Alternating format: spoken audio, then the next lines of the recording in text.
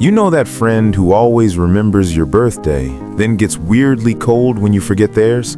Or the coworker who generously covers your shift, then mentions it 3 times before payday? Or the partner who cooks dinner after a fight, then spends the next week tallying every dish they washed? That's not kindness. That's a covert contract, a hidden psychological trap disguised as generosity. And if you've ever felt guilty after someone was nice to you, you've already signed one without knowing. Here's the uncomfortable truth. Not all nice people are kind. Some are just skilled accountants, quietly logging every favor, every gesture, every sacrifice, waiting for you to repay a debt you never agreed to owe. Psychologists call this a covert contract, an unspoken, unilateral agreement where one person gives something expecting something specific in return without ever stating the terms. The gift wasn't a gift, it was an invoice. The favor wasn't generosity, it was collateral. The apology wasn't remorse, it was a down payment on your forgiveness. And when you don't deliver the expected return, the nice person doesn't get angry, they get hurt. They withdraw. They sigh. They say, "After everything I've done for you." That phrase, that's the contract being read aloud after you've already violated it. This isn't villainy, it's often trauma in disguise. Many covert contractors grew up in environments where love felt conditional. Praise only came after straight A's. Affection vanished after mistakes. Silence was the punishment for unmet expectations. So they learned a brutal equation: love equals performance. And they carried that equation into adulthood, just disguised as being nice. They don't consciously manipulate, they genuinely believe, if I'm good enough, people will stay. If I give enough, I'll be safe. But here's the psychological trap. They never ask for what they need, because asking feels vulnerable. Asking risks rejection. Asking admits the transaction exists. So instead, they give and wait for you to guess the terms. And when you inevitably guess wrong, they feel betrayed. Not because you failed them, but because the world confirmed their deepest fear. You can't trust people to care unless you make them owe you. This pattern shows up in 3 distinct flavors, each wearing the mask of kindness. Type 1, the martyr. I stayed late again so you could leave on time. Sigh, I guess someone has to carry this team. Their sacrifice isn't offered, it's performed, and the audience, you, is expected to applaud with gratitude, loyalty, or guilt-driven compliance. Type 2, the scorekeeper. I drove you to the airport last month, just saying. Every gesture is logged in a mental ledger. Favors aren't gifts, they're deposits accruing emotional interest, and the bill always comes due at the worst possible moment. Type 3, the peacekeeper. I'll just handle it, no big deal. After you asked for help with something they resented doing. They agree to things they don't want, then punish you with passive aggression for making them comply. Their niceness isn't consent, it's a delayed revenge fantasy.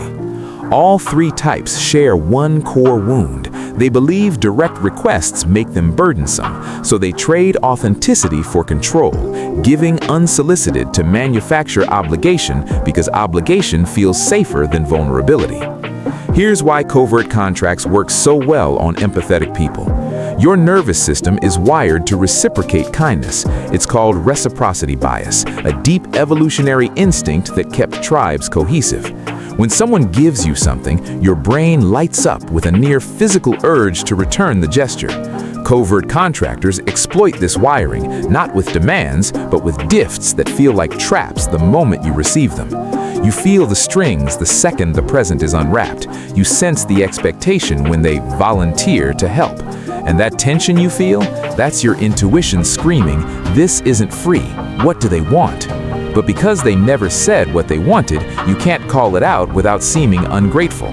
So you pay the debt anyway with forced enthusiasm, over-the-top thanks, or surrendering your boundaries. And the cycle deepens. They feel temporarily safe, the contract was honored. You feel resentful but complicit, you played along. And neither of you speaks the truth because the contract only works in silence. Covert contracts don't just create resentment, they make genuine connection impossible. Why? Because real intimacy requires two things covert contractors avoid at all costs: direct requests, "I'd love it if you remembered my birthday," and graceful acceptance of "No, it's okay, you're busy." Without those, relationships become minefields of unspoken expectations. You start walking on eggshells around nice people, scanning every interaction for hidden terms, apologizing for things you didn't know were offenses, feeling exhausted after easy conversations. And the contractor? They're exhausted too, constantly performing generosity while seething inside that no one sees their effort. They feel chronically underappreciated because they refuse to ask for the appreciation they need. This is why so many nice people end up lonely. They built a fortress of favors around themselves and wonder why no one can get close enough to actually see them. So how do you spot and stop covert contracts? If you're on the receiving end, when someone's kindness leaves you feeling uneasy, ask one question: did I agree to this? If not, you're not obligated to pay a debt you never authorized. You can thank them genuinely, then decline the implied contract with grace. "I appreciate you covering my shift, but I didn't ask you to, so please don't expect me to return the favor on demand." Watch their reaction. If they get defensive or hurt, the contract was real. If they say, "Oh no, I genuinely wanted to help," and drop it, it was likely authentic kindness. If you recognize yourself in this, your work is not to stop being generous, it's to trade covert contracts for overt requests. Instead of "I'll make your favorite meal," expecting affection, try "I'd love to cook for you tonight. Would that feel nice?" Instead of silently resenting a friend who forgot your birthday, try "Birthdays matter to me. I'd feel really seen if you remembered next year." This feels terrifying at first, like you're ruining the magic of generosity, but real magic doesn't require hidden terms. Real connection breathes in the space between "I want" and "I hear you." Here's what covert contracts really protect us from: the terror of wanting something and being told no. Asking directly risks rejection, but giving with hidden strings, that lets you control the narrative. They didn't reject me, they just failed to honor my generosity. It's a brilliant psychological workaround that slowly poisons every relationship it touches. Because here's the secret the healthiest people know: vulnerability isn't weakness, it's the only currency that buys real intimacy. The moment you say, "I need this," and risk hearing, "I can't give that," you discover whether someone chooses you or just tolerates your usefulness. And that clarity, it hurts in the moment, but it saves you decades of quiet resentment. So the next time someone's niceness leaves you feeling indebted, pause, breathe, ask yourself, was this a gift or a loan? And if you've spent your life giving to earn love, hear this: you don't have to perform worthiness. You don't have to manufacture obligation to feel safe. The right people will stay, not because you made them owe you, but because they choose you, strings untied. That's not naive, it's the bravest form of connection there is. If this named something you felt but couldn't articulate, hit subscribe, because the most radical act of self-respect isn't learning to say no, it's learning to give and receive without keeping score.